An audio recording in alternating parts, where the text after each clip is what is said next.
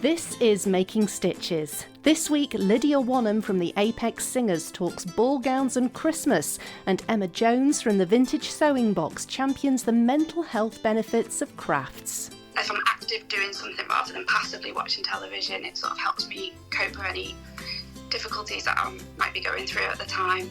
I think that's really why it's sort of dominated my free time, taken over my life a little bit. And that's the sort of message I'm spreading at the moment about this craft, and it goes for other crafts too. I think, you know, that sort of meditative state that you can get into when you are doing that repetitive action of maybe just glue basting the shapes or stitching them together or knitting or whatever it is, it's so beneficial, and I think it's important to share that with other people.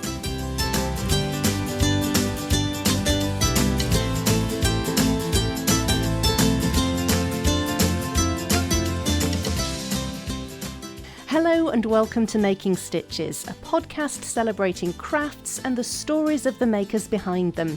My name's Lindsay, and this week I'm sharing two maker stories with you, one which is slightly different from my usual kind. I'll be talking about making music with Lydia Wanham from the Apex Singers. But first, English paper piecing patchwork. In her blog, The Vintage Sewing Box, Emma Jones states quite clearly that she loves sewing. Emma specialises in English paper piecing and hand embroidery. Her Instagram page, also called Vintage Sewing Box, is a real delight, filled with intricate patchwork made in gorgeous pastel floral fabrics. It's only when you look closely at her videos and photos you can see just how tiny some of her work is. She's got her own YouTube channel where she shares insights into what she's working on and makes a point of checking in on her followers to make sure they're doing okay during these trying times. I caught up with her and asked her how it all got started. I actually don't remember a time in my life when making things wasn't part of my life.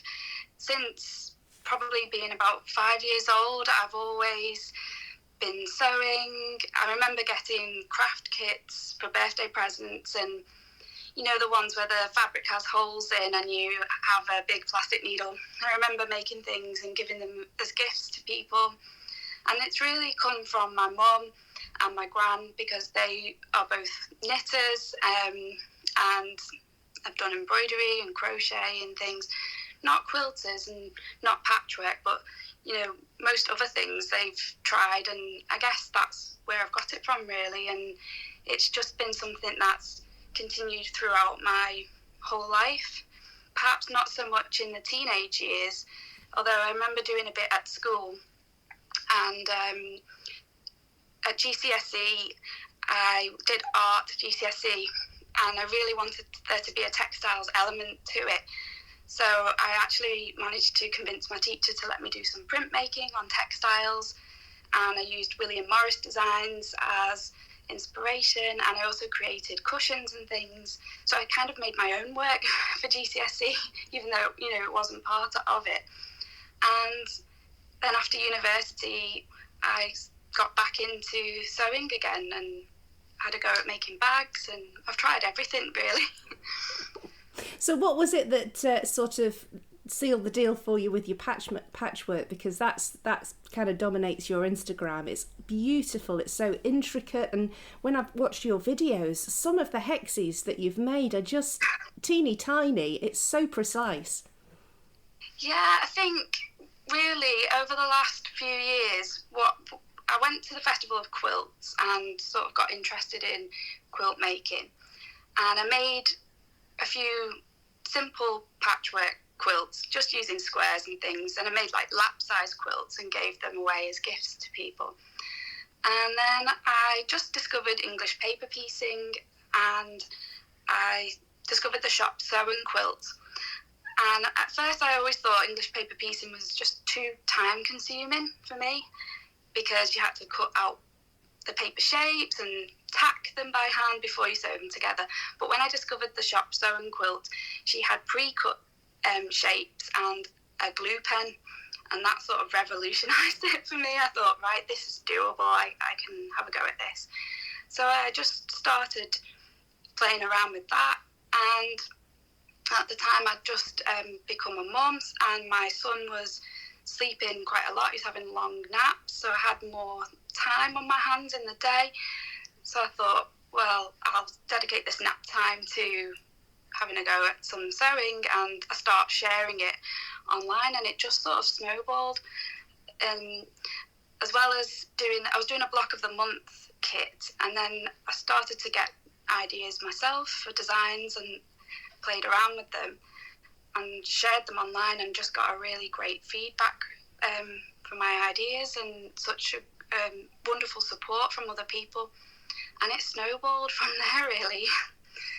It was just really the encouragement from other people that sort of kept me going and gave me the bravery to share, because I was always so nervous and scared about sharing online and what people would think, because it is difficult putting yourself out there, and I still find it quite nerve-wracking now. So yeah, it's a big step, because often these things are so personal to you, aren't they? When you've poured hours and hours, and you've thought about projects for so long, and that step of actually putting it out there to find out what other people think can be a bit nerve-wracking. Yeah, definitely. It was interesting what you said about the fact that you capitalised on nap time, because I was going to ask you, actually, because I've got very limited experience of English paper patchwork, but I did have a go. I had a go making a quilt for my firstborn, and it literally, I think he was about 3. It was going to be a pram quilt when I started it, but he was well beyond the toddler years by the time I finished it. And I was quite intrigued to find out how you'd actually managed to balance your crafting with the demands of having a young child, because it's something that I found quite frustrating at times. Yeah, it is a balancing act. I think the way I've managed to do it is through the nap time, but also in the evenings. I don't actually watch any television at all. I'm just crafting all the time. And part of the reason for that is there isn't actually much on television that sort of interests me anymore.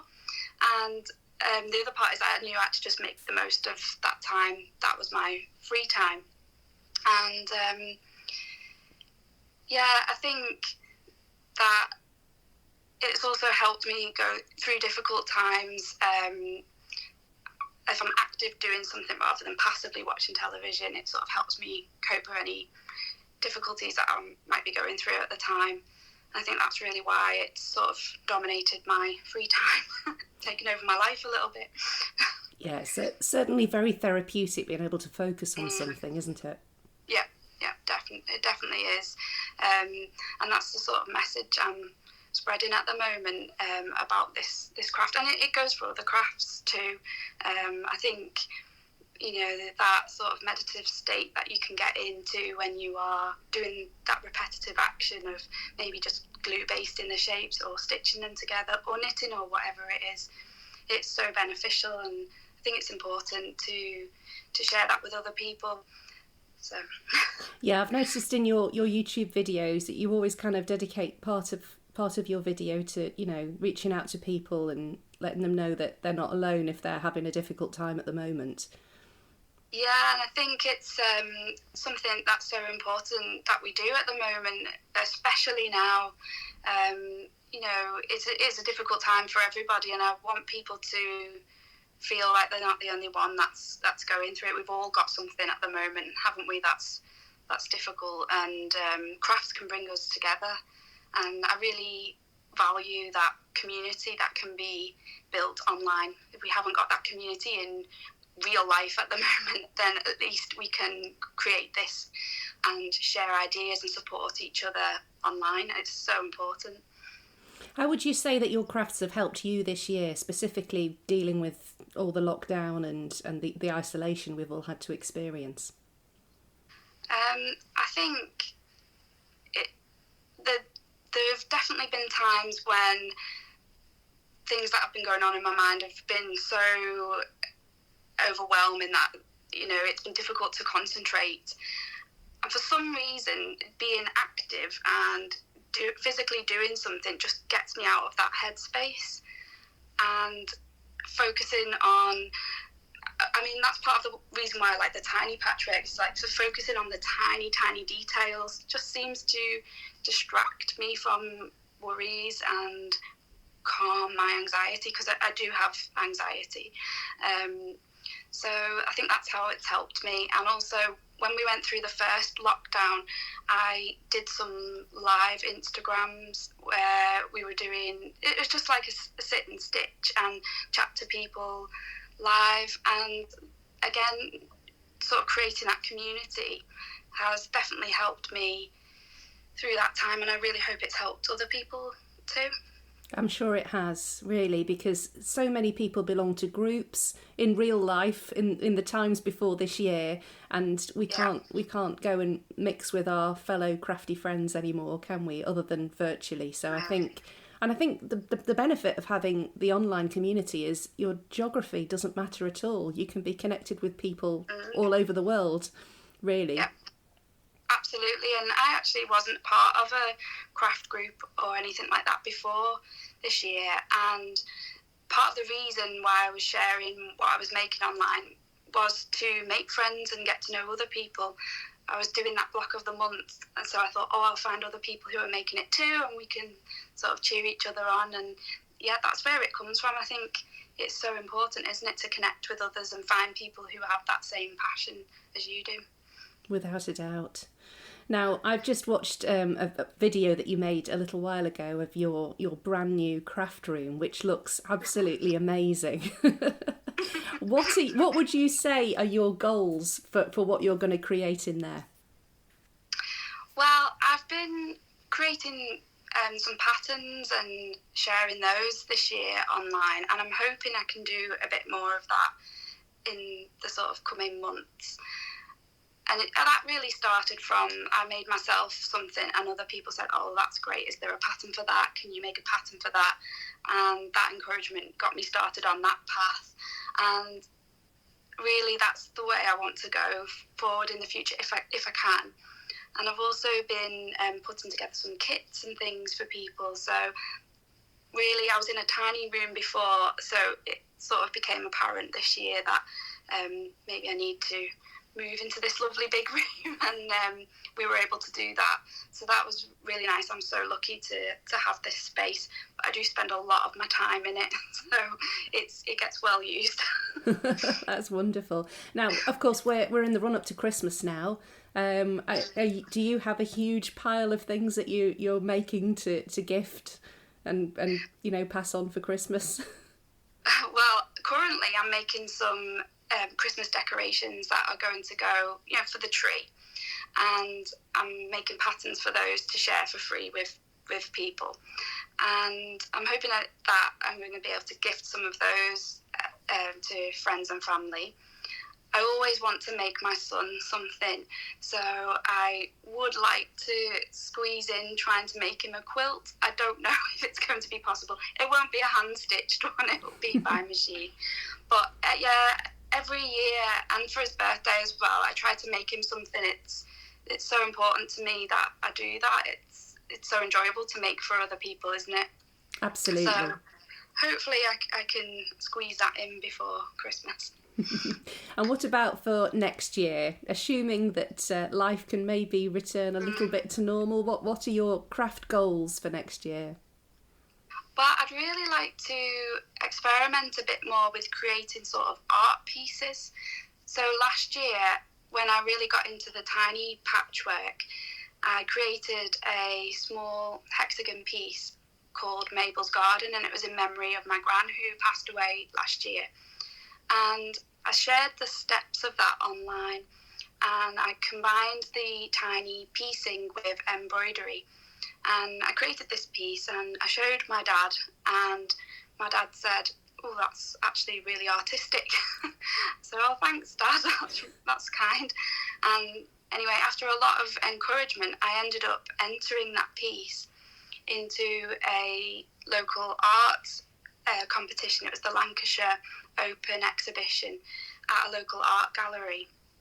And it actually got selected to be displayed in the art gallery, and that absolutely just took me by surprise. I never expected such a lovely response to my piece.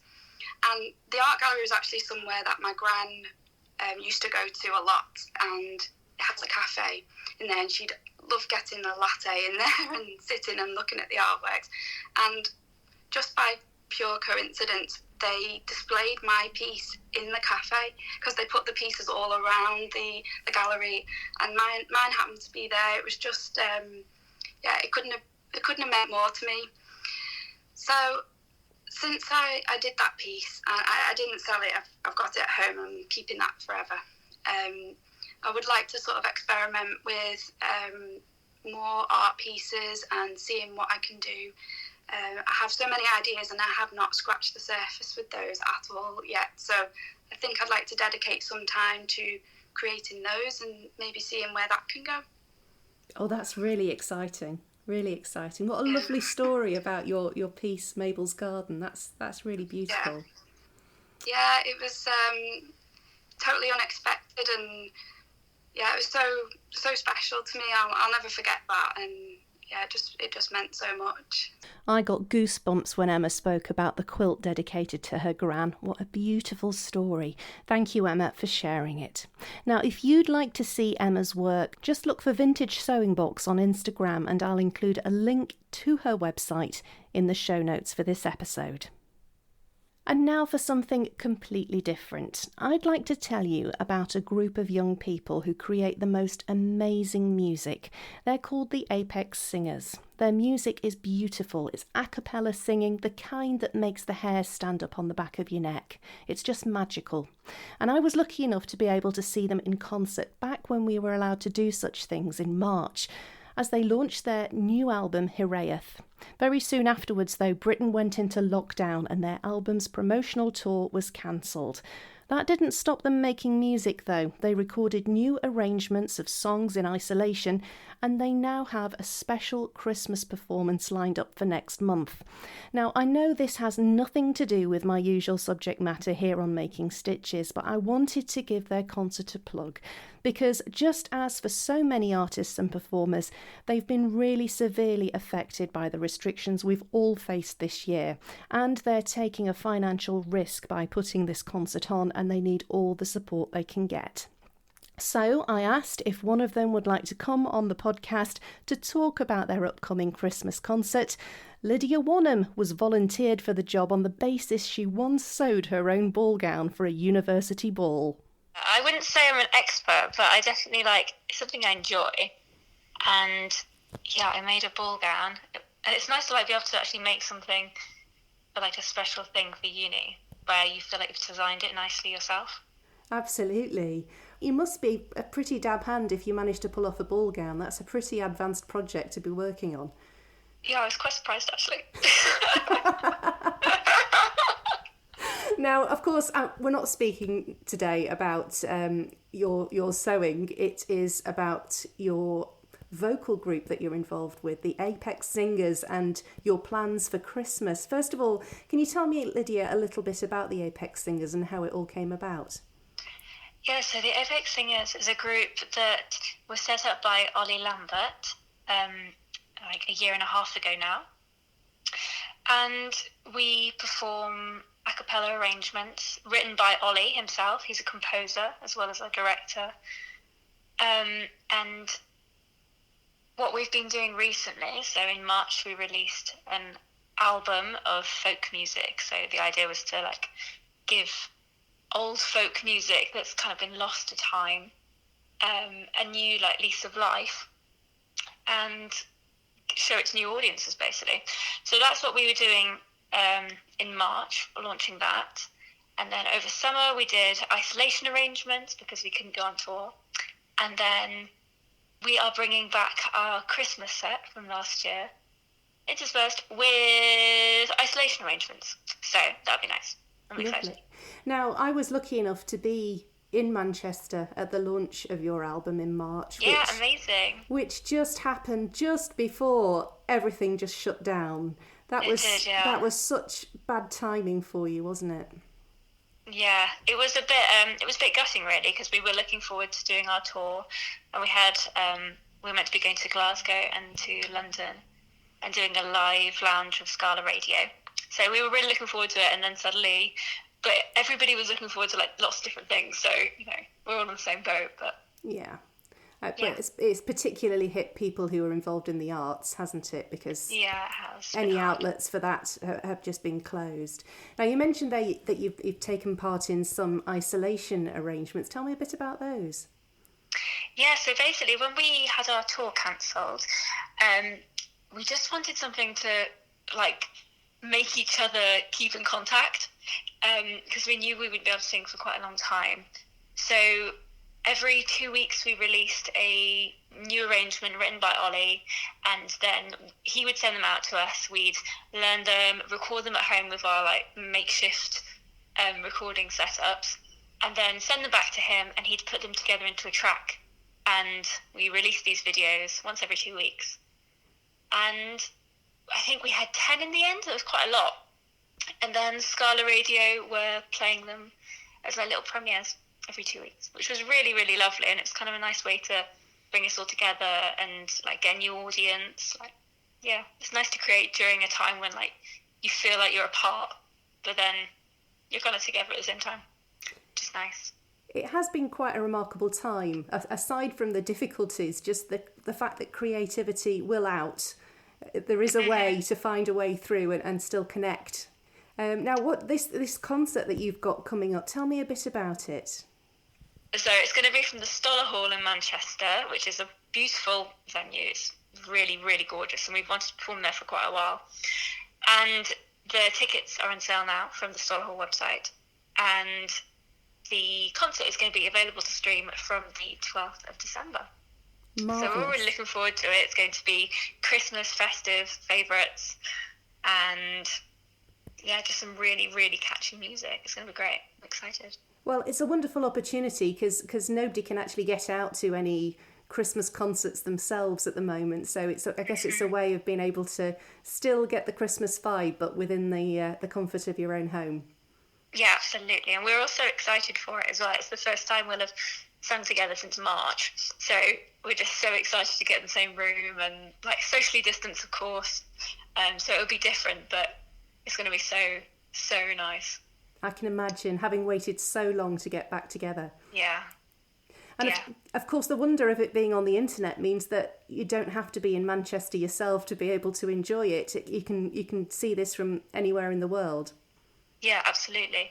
It's going to be available to anyone who has Wi-Fi, and anytime, anywhere until the end of the year. So yeah, you can watch it as many times as you like if you have a ticket, and at any point. Oh, that's marvellous, Lydia. I wish you the very best of luck and hope you sell loads of tickets and that being able to reunite with your fellow singers is everything that you hope it will be. Oh, thank you. So if you would like to see the Apex Singers Christmas concert at the Stoller Hall in Manchester, which will be online from the 12th of December, there's a link to the website where you can buy tickets in the show notes for this episode.